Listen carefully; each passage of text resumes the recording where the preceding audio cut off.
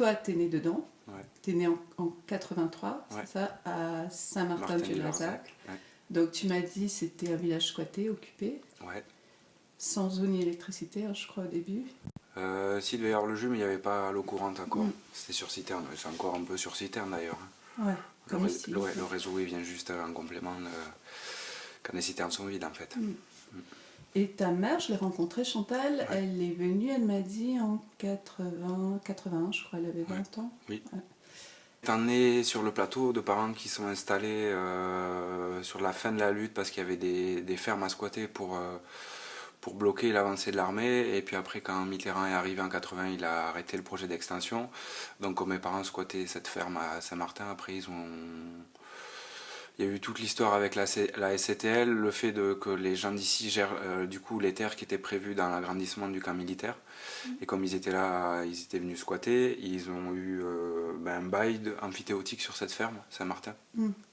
Donc moi je suis né là-dedans, j'ai été bercé là-dedans.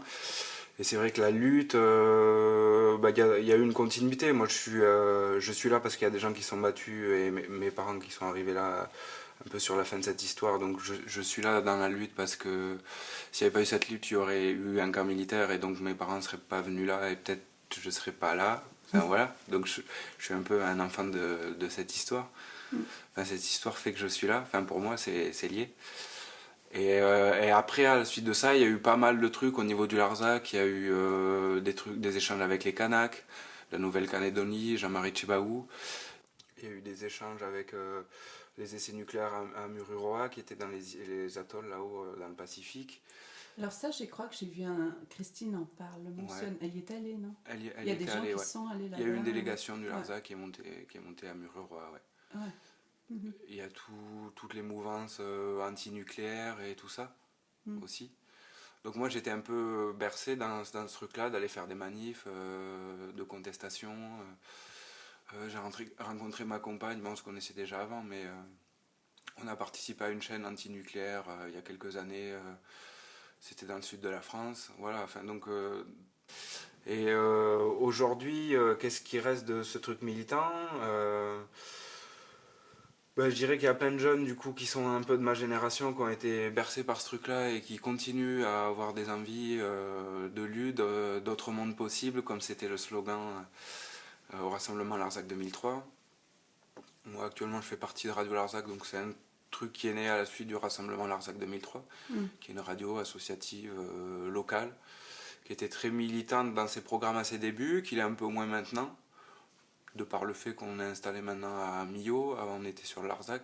Ça fait 2 ans que vous êtes installé à Millau. Oui, ça fait 2 ans qu'on est installé à Millau. Et toi, tu as participé à la création en 2003, donc tu as 20 ans à ce moment-là 2003, oui, j'ai 20 ans. Tu as 20 ans. Ouais. Et c'est avec Christine, c'est ça? Il y avait Christine Thélène, Catherine, le fils de Christine, Mathieu, pas mal de gens qui brassaient autour de cette idée de monter une radio. Et puis après, avec la professionnalisation, il y a des gens qui sont salariés du coup pour faire tourner la radio. Et puis l'équipe du départ a un peu lâché l'affaire en se disant bon, maintenant le truc il tourne, il roule, et c'est les salariés et l'équipe de bénévoles qui vont faire tourner la structure. Voilà. Et pourquoi c'est devenu moins militant? Parce que du coup il y avait des salariés, c'est une question de... Il y avait des salariés, donc il y a plus d'argent, donc... Non, je ne saurais pas dire pourquoi, parce que nous on a aussi voulu ouvrir ce média, donner la parole au plus grand nombre. Et du coup se sont aussi emparés de l'outil des gens qui voulaient juste faire des émissions musicales, pas forcément militantes. Alors que le noyau du départ, c'était la radio, quand on l'a montée, c'était à la suite du rassemblement Larzac de 2003, qui était un rassemblement altermondialiste, où il y a eu l'appel... Et qui était l'anniversaire, c'est ça? C'était les 30 ans de... Ouais. Et il y a eu la création en 2003 du manifeste un peu pour les faucheurs volontaires d'OGM. Donc il y avait une mouvance par rapport aux intermittents, par rapport à la santé, tous ces trucs-là. Ouais, ça, je trouve ça super intéressant.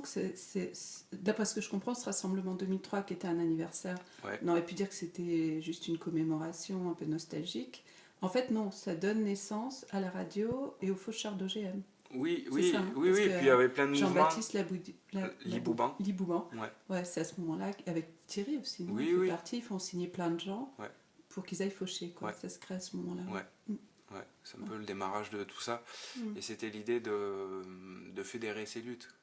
C'est un peu souvent ce qui revient, c'est l'idée de ne pas se militer tout le monde dans son coin, moi pour la santé, moi pour l'éducation, nous pour l'agriculture, mais que tous ces gens peuvent à un moment se rencontrer et défendre ensemble un autre monde. C'était le slogan de l'Arsac 2003. Il y a eu Notre-Dame-des-Landes qui a suivi, donc sur le plateau, il y a des gens qui ont participé qui sont montés à Notre-Dame-des-Landes. Après, je dirais que les anciens, ceux qui ont vécu la lutte, étaient peut-être un peu moins présents, quoique il y en avait aussi qui sont montés là-haut. Et après, qu'est-ce qui reste de la lutte du plateau? Moi, je trouve que l'outil STL, il est quand même super intéressant dans le sens où c'est les gens d'ici qui gèrent le foncier. Et que l'idée, c'est que les fermes, l'outil agricole reste. Et que du coup, par exemple, ma mère, elle va arriver à la retraite, là, elle est sur sa ferme, et ben, elle va devoir partir, et il va y avoir un appel à candidature, et il y a des jeunes qui vont postuler, parce qu'ils auront un projet sur cette ferme à Saint-Martin, et après, au niveau de la CTL, ils vont choisir, par rapport au projet qui semble le plus viable, par rapport à Saint-Martin, aux terres et tout ça, et ils vont installer des jeunes pour que ça continue, que l'outil agricole reste, et que ce truc-là perdure. Donc ça, je trouve ça quand même un super outil. Après, là, on arrive au moment où les gens qui ont créé cet outil, la SCTL, la plupart commencent à partir en retraite. Donc là, on arrive à un renouvellement. Voilà. Donc ça va pas forcément être évident pour les anciens de quitter le lieu où ils ont vécu et ils sont battus. Il y en a déjà un certain nombre qui sont partis. Il y en a déjà quelques-uns qui sont partis, qui restent dans le coin et qui militent. Après, moi, le truc qui me dérange un peu, c'est le fait qu'il y ait pas mal de jeunes qui aimeraient s'installer sur le plateau, en yourte ou dans des camions en habitat un peu mobile, disons. Et que pour le moment, ce truc, il n'est pas vraiment toléré, quoi. Voilà. Alors que eux, quand ils sont arrivés pour squatter des fermes, ils étaient les bienvenus parce que c'était bien qu'il y ait du monde pour faire la nique à l'armée et voilà, et aujourd'hui ils sont installés, quoi. Et je trouve dommage qu'on donne pas la chance aussi à d'autres personnes de venir s'installer là ou de passer un moment. Voilà, alors que je pense qu'il y aurait des terrains qui sont pas forcément viables agricolement. Ouais, les forêts, tu veux dire, les contreforts. Ouais, c'est ça. Qu'il y aurait des parties des endroits qui sont gérés par la STL où on pourrait installer des personnes, quoi. Surtout que dans ta génération, il y a pas mal de gens. Moi, j'ai un ami berger, bon, bah lui, c'est ça. Il aurait envie d'avoir 2 hectares, mettre une yourte, et puis faire un jardin, en fait. Et puis vendre peut-être un peu de marais. Là, il n'y a pas du tout ça. Hein. Non. Il y a pas... Et c'est vrai qu'ici, je remarque que ça tourne très bien, et qu'ils sont sur des horaires de travail normaux, en fait. C'est pas une bande... Enfin... Et d'ailleurs, je pensais qu'à l'époque, dans les années 70, c'était un peu des hippies, là. Et non, c'était la communauté de l'Arche, et on m'a dit que c'était monacal. Et Thierry m'a expliqué qu'il travaillait beaucoup, en fait. Il travaillait même plus que dans le GAEC, quoi. Ouais, du temps des truelles, ouais, parce que ça, c'était une communauté de l'Arche et qu'il y avait vraiment... Maintenant, c'est un GAEC, donc l'avantage du GAEC, c'est qu'ils sont 5 salariés, 5 associés dans le GAEC, et que du coup, ils ont aussi beaucoup de temps pour eux, personnellement, pour s'enrichir autrement que par le travail, et puis pour prendre des congés, et puis et du coup ce côté de pas s'aligner par rapport au travail et de pas être esclave de ses bêtes ou de son troupeau ou de son travail est super enrichissant, ouais. Parce que j'ai vu quand même qu'il y a eu des manifs en 2015 contre les légionnaires qui arrivent. Ouais, là il y a eu un peu une Toi-même, scission. tu m'as dit qu'il y avait certainement des gens qui le savaient et ça a créé une scission, ça. Oui. D'après ce que j'ai compris. Oui. Ouais. Et il y a eu une deuxième, dans les faits actuels, qui sont passés, j'ai l'impression, sur l'Arzac. On m'a parlé de 2 qui ont créé des scissions. C'est aussi en 2013, quand il y a eu le renouvellement du bail amphithéotique jusqu'en 2084, c'est ça? Oui. Du coup, Stéphane Le Foll est venu, et il y a ceux qui étaient gentils avec lui et ceux qui lui demandaient des comptes sur la ZAD. C'est ça. Oui. Et ça a créé aussi une scission. Je crois qu'il y a des gens... Il y a eu un peu un clivage, parce qu'il y a... Effectivement, la CTL, c'est un modèle qui marche bien, qui est intéressant par rapport aux fonciers et tout. Donc, il y a des gens qui voulaient que la signature du renouvellement du bail entre l'État et la SCTL soit renouvelée, ce qui est tout à fait légitime. Et en même temps, c'était Hollande qui était au pouvoir et Le Foll, en même temps, ça bataillait fort à Notre-Dame-des-Landes. Et il y a des gens d'ici qui disaient on ne peut pas profiter du fait que Monsieur Le Foll vienne ici pour ne pas quand même lui dire qu'est-ce qui se passe à Notre-Dame-des-Landes, qu'est-ce que vous faites par rapport au Larzac. Donc il y avait cette espèce de double langage entre on vient signer, on vient reconduire l'histoire du Larzac et tout ça, il n'y a pas de problème, on reconduit le bail de la STL, mais de l'autre côté on expulse sur Notre-Dame-des-Landes parce qu'il faut construire un aéroport qui fait partie des projets inutiles et voilà. Et donc il y a des gens qu'il fallait surtout pas faire de vagues, et il fallait signer ce papier avec le ministre pour que le bail entre la STL et l'État soit reconduit. Et puis il y en a d'autres qui disaient on va quand même pas ne rien faire alors que le ministre se déplace ici, on va quand même l'interpeller sur le fait qu'à Notre-Dame-des-Landes, il y a un peu un double discours. On reconduit le Larzac, mais de l'autre côté, on fait évacuer Notre-Dame-des-Landes, quoi. Donc il y a des gens qui voulaient profiter de sa venue pour manifester à ce moment-là. Et il y en a qui ont un peu défendu les intérêts du ministre en bloquant pour que les manifestants puissent pas se faire entendre par le ministre, quoi. Ouais. Donc là, oui, il y a eu un clivage entre mais pourquoi, quoi. Il peut très bien signer le bail et entendre aussi ce qu'on a à lui dire sur Notre-Dame-des-Landes, quoi. C'est pas incompatible. Voilà. Donc oui, là, c'est un peu clivé. Toi, tu es où là-dedans? Ben, moi, tu y étais à ce moment? J'étais pas sur site, non, mais je trouvais légitime effectivement qu'on interpelle le ministre là-dessus, comme à chaque dépassement de ministre dans la région en général, on en profite pour faire passer des messages forts. Ouais. L'autre truc, c'est sur l'arrivée de la Légion. Effectivement, il y a des gens à qui ça posait pas vraiment de problème parce qu'il n'était toujours pas question d'agrandir le camp militaire. Donc on ne touchait pas aux fermes d'ici, au modèle STL et tout ça. Mais entre un camp qui était censé s'arrêter. Mais il était vraiment censé s'arrêter? Oui. Oui. Ouais. D'accord. Ça, vous aviez Il était censé fermer et du coup il y avait des projets pour récupérer les terres de l'ancien camp et installer aussi des gens, construire d'autres fermes et voilà, il y avait ces projets-là qui... Il y avait vraiment des projets déjà de... Et c'est la STL qui aurait repris aussi enfin, on n'en sait rien. Non, ça on n'en sait rien, mais... Voilà, il y a possiblement un espace qui va être vacant par le départ du camp militaire. Et du coup, il va y avoir des terres à récupérer pour installer des gens et faire vivre ce pays autrement. Et on installe la Légion.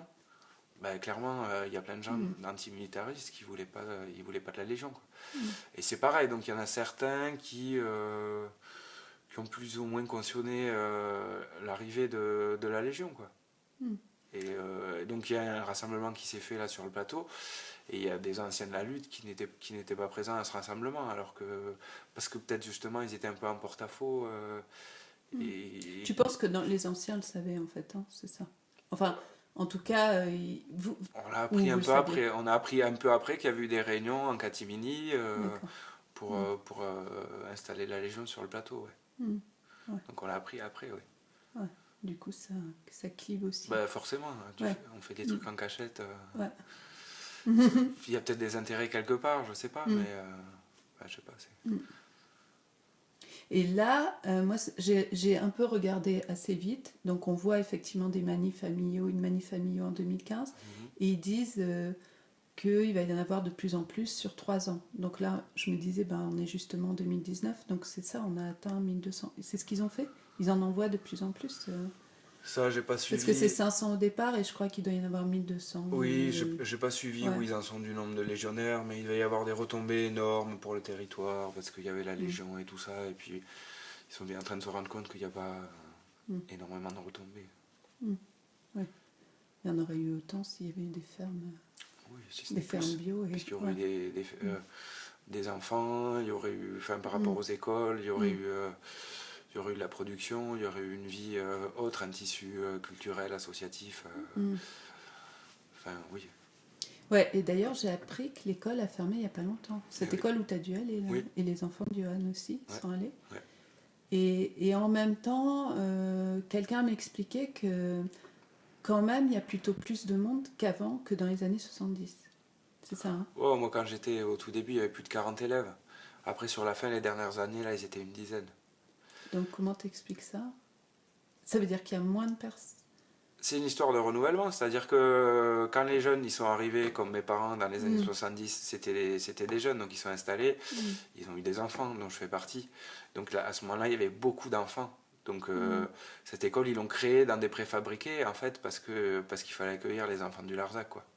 Voilà. Et arrivé en 2017, là, on arrive à la fin de la première vague. Donc là, effectivement, il y a plus beaucoup de jeunes.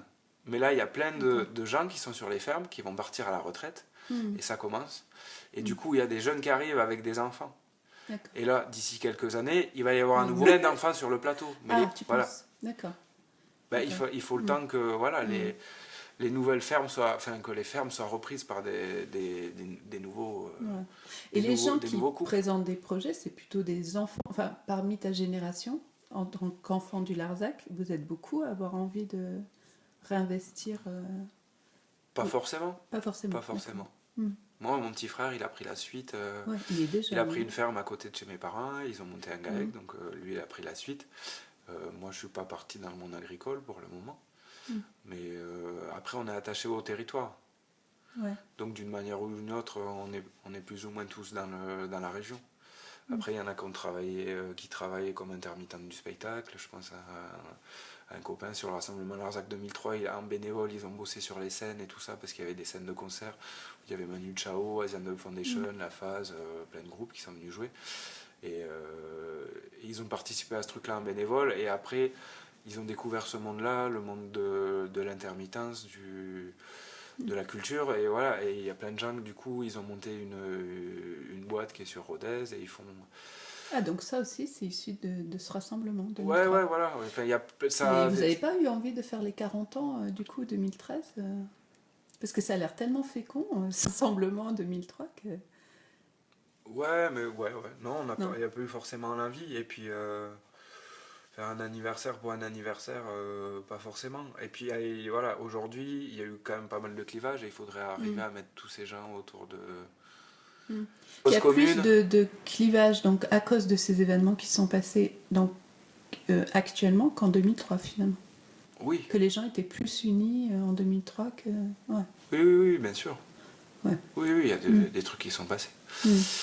Et puis José Bové, qui se disait apolitique, il a quand même brigué 2 mandats, il termine le dernier à l'Europe, donc ça aussi c'est... Ça, j'ai l'impression que ça fait beaucoup de mal. Il y a plein de gens qui n'ont pas compris ce truc-là, de dire mais pourquoi il part dans le truc politique alors qu'il a toujours dit qu'il n'en ferait jamais, qu'il faisait partie de la société civile et que les luttes, c'était là qu'il fallait les mener. Et après son engagement politique, non, il y a plein de gens qui n'ont pas compris ce truc-là. Et puis il y a eu un peu scission entre ceux qui ont suivi ce truc-là et puis d'autres qui ont dit non, nous on continue à militer, à faire des luttes au niveau de la société civile et dans des assos et en tant qu'individu et tout ça. Ouais. Oui, il y a quelqu'un qui m'a dit le problème c'est qu'on a eu un leader chef et du coup après ça n'a rien d'étonnant parce que je pense que dans toutes les luttes il y a effectivement des personnalités qui ressortent comme ça, qui savent très bien faire des discours, qui sont des stratèges. Mais elle m'a dit ça empêche d'avoir du coup un collectif qui fonctionne non hiérarchiquement. Ouais, bien sûr. C'est toujours facile de s'appuyer sur un chef. Oui. Et ça a été un des trucs forts de la lutte, c'est que les gens qui étaient paysans chacun dans leur coin, à un moment ils ont dû se mettre ensemble pour défendre une cause commune, en l'occurrence leur outil de travail et des terres. Et du coup il y a eu forcément une ouverture vers l'autre pour pouvoir défendre ce territoire. Et ce truc, il est resté, quoi, d'ouverture aux autres, de faire ensemble. Et effectivement, il y a plein d'assos sur le nord du plateau. L'ancienne école dont on parlait tout à l'heure, elle a fermé. Mais les gens n'ont pas voulu la lâcher, donc ils se sont débrouillés parce qu'on est sur la commune de Millau, avec la mairie de Millau, pour que ça soit une maison de quartier. Et c'est une maison de quartier. Et là, en ce moment, tous les mois, il se passe des choses. Il y a des soirées de jeux de société où là, c'est intergénérationnel. Du coup, il y a les enfants... des jeunes, des moins jeunes, et tout le monde se retrouve et peut échanger, discuter. Il y a des groupes de musique qui ont été faits, il y a eu une chorale, une fanfare montée par des gens du plateau, des gens qui ne savaient pas faire de musique. Il y a eu une super émulation, et il y a encore partout autour du plateau, autour de Saint-Afrique, il y a des communautés. Enfin, le Larzac a quand même apporté ce truc-là, cette lutte, que les gens se rencontrent et fassent ensemble du collectif, quoi. Et du coup, le territoire est encore super riche de toutes ces choses-là, quoi. Il y a la Fédération des Grands Causes qui s'est créée à ce moment-là. qui défendent la faune sauvage, sur l'eau, sur tout ce qui est ça, tout c'est ce qui le est fait nature. que c'est un parc, non? Parce que tu m'avais dit que c'était un parc. Non, On est aussi dans le parc naturel des Grands Causses. Ouais. Mais enfin, ça a fait plein d'émules et plein de gens n'ont pas forcément pu s'installer sur le plateau, mais se sont installés dans les environs. Et du coup, il y a plein de structures, d'associations et un milieu culturel aussi fort et riche, quoi. Et ça, je pense que ça découle justement de cette lutte, quoi. Et ce qu'il n'y a pas forcément dans les autres campagnes où il y a encore le truc de propriété, de dès qu'il y a une ferme qui est disponible, on rachète les terres pour s'agrandir. Ouais. Et la terre, on la passe pas à des inconnus, on la passe à nos enfants, ou alors on la paye très cher. Enfin voilà, il y a tout ce truc-là qui fait que du coup, les gens, ils ont des difficultés à s'installer, quoi. Alors qu'ici, il y a encore cette facilité via la SCTL, donc du coup, il y a un renouvellement. Et puis voilà, toute l'émulation qu'il y a eu après cette lutte, ça a quand même ouvert beaucoup les horizons et les esprits. Et voilà, ce qui se passe aujourd'hui, c'est pas anodin qu'il y ait encore cette richesse ici. Parce que ça m'intéresse les conflits aussi, parce que je m'aperçois que dans plein de luttes, il y a parfois une destruction par le conflit. Je l'ai vu à Romainville, je l'ai vu sur la ZAD. Hein. Actuellement, il y a des... Mais parce que l'État a mis une pression, du coup, ça a intensifié les conflits Est-Ouest, ceux qui négociaient pas, les vendus, les non vendus, mais de manière très violente. Mais je l'ai vu aussi à Romainville, dans une autre situation, où c'était plutôt pour la bataille, pour défendre la forêt de la Corniche des Forts. Pareil, il y a eu un conflit un peu du même genre, mais entre des gens très différents, qui étaient plutôt dans des pavillons. Entre ceux qui disaient nous on est plus radicaux, les autres sont en train de négocier. Et du coup, moi j'ai vraiment envie presque de faire un truc que sur le conflit et savoir si ça peut être une dynamique et si c'est destructeur, qu'est-ce qu'on peut faire. Mais ici, il y a eu une médiation, il me semble, non ? Et sur ce coup de la venue du ministre, il y a ceux qui voulaient pas faire de vagues et puis ceux qui comptaient interpeller le ministre sur ce qui se passait à Notre-Dame-des-Landes à ce moment-là. Et là, ça en est arrivé physiquement à des gens, des anciens de la lutte, qui bloquaient les barrières avec les flics pour pas que... J'ai vu l'image. Voilà, pour pas que des gens puissent aller interpeller le ministre Burger, je crois. Voilà, interpeller le ministre. Donc là, c'est carrément... il y a eu carrément des trucs physiques, quoi. Donc après, c'est dur de passer outre des choses comme ça, quoi. Donc je pense qu'après, c'est pas forcément évident de côtoyer des gens où il y a eu des trucs comme ça, quoi. Après, il y a eu de la médiation. Moi, je vois juste au niveau de Radio Larzac, on voit pas les anciens de la lutte. Personne vient faire des missions. Parce que vous avez des émissions ouvertes, c'est ça ? C'est une association, ouais. On adhère, on propose un projet d'émission, on le propose et tout le monde peut adhérer. Et c'est parti, quoi. Ouais. Ah oui, d'accord. Bien sûr, ouais. Ok. Et aucun des anciens de la lutte n'est venu adhérer ? Non. Et ça, et vous les avez sollicités ou... Non, pas forcément, mais ça nous semblait logique, on est la suite, quoi. Enfin, il y a Christine qui était dedans quand même. Oui. Qui est une ancienne de la lutte. Oui, mais que quelques-uns. Ouais, d'accord.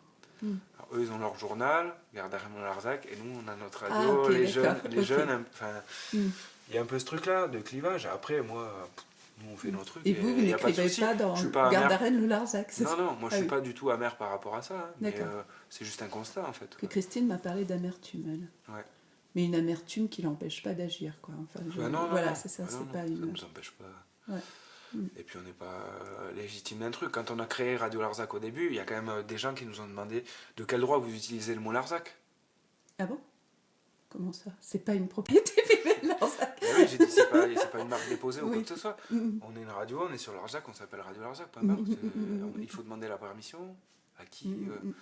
Voilà. Mais on nous a fait cette réflexion. D'accord. Okay. Non, on est une radio, on est sur Larzac, on a des idées à véhiculer et voilà. Mais effectivement, il y a eu un peu ce truc de génération un peu étrange. Nous, on fait notre... Et en même temps, quand j'ai fait donc un entretien avec Thierry, et à la fin de l'entretien, je lui demande, je fais une question un peu ouverte, quoi. Est-ce qu'il y a des choses que tu veux ajouter ? Quels sont les enjeux ? Et il me dit... Les enjeux, c'est justement que cette génération qui va arriver, alors toi bien sûr tu es né dedans, mais il y en a d'autres de ton âge qui vont arriver d'ailleurs, arrive à s'emparer des outils créés sans connaître la lutte forcément, enfin sans l'avoir vécu. Et tu vois, puissent fonctionner bien avec la STL, alors même qu'ils l'ont pas créé et que bon bah ils s'en emparent quoi. Donc toi tu penses que c'est un enjeu ça? Enfin justement que... Non, je pense que c'est plutôt bien. Que justement, qu'il y a des gens qui vont arriver avec un œil vierge un peu, qui n'ont pas forcément tout ce passif-là, tout ce dont on vient de parler depuis tout à l'heure, et qui eux vont arriver, ah super, le lieu a l'air sympa, ça vit, il y a des assos, il y a des trucs à faire, il y a une maison de quartier, il y a plein d'endroits ou de moments pour se rencontrer, pour échanger. On peut se filer des coups de main entre voisins, entre paysans, ce qu'il n'y a pas forcément ça se fait dans d'autres campagnes. Et puis la STL, c'est un super modèle où on arrive, on a accès au foncier pour pas grand chose, on s'en aide pas sur jusqu'à la fin de nos jours. On prend un outil, si jamais on se casse la gueule ou ça le fait pas, on s'est pas endetté. Et vous pouvez le rendre. Et vous pouvez le rendre. Voilà, c'est remis dans le pot commun, la STL refait un appel à projet et c'est reparti, et l'outil il sera toujours là. Donc voilà, et puis ils arrivent avec un œil différent, et du coup ils vont s'intégrer sur d'autres choses, et puis c'est pas grave s'ils n'ont pas connu la lutte. Non, je pense pas que ce soit un problème. Au contraire, de toute façon, il faut qu'il y ait du renouvellement et des gens qui apportent des visions et des trucs différents. C'est ce qui a fait la richesse du plateau du Larzac. C'est des gens qui sont venus pour la lutte, qui venaient de pays, d'origine, de situations complètement différentes, des ouvriers, des intellectuels, qui ont amené du coup une réflexion et plein de choses. Et voilà, cette vieille idée de refaire le monde autour d'un verre, et voilà, toutes ces choses-là. Et ça continuera. Ok.